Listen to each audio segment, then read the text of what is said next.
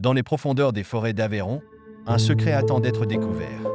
Des traces de pas, à peine visibles, tracent le chemin d'un enfant sauvage, perdu entre les arbres majestueux et une nature indomptée.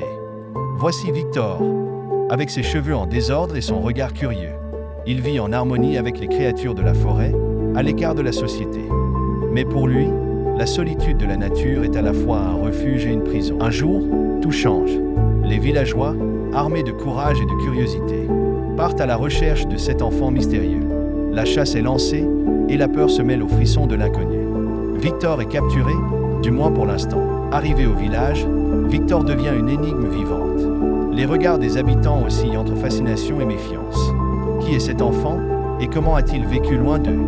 Dans les bras de la forêt, c'est alors qu'un homme entre en scène.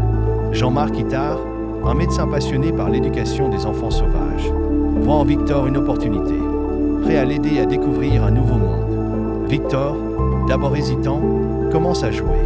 Les jouets et les livres deviennent ses nouveaux amis. Chaque sourire d'Itard illumine le chemin de l'apprentissage. Avec patience et bienveillance, il s'approche de l'enfant, mais la lutte entre son ancien monde et cette nouvelle réalité a aussi un prix. Les jours passent et Victor fait de grands progrès.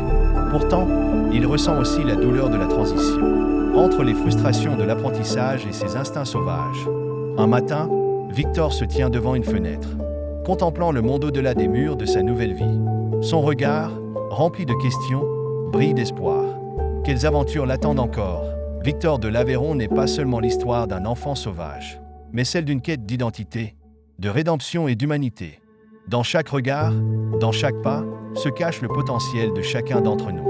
À travers l'éducation et l'amour, même les âmes les plus perdues peuvent trouver leur chemin.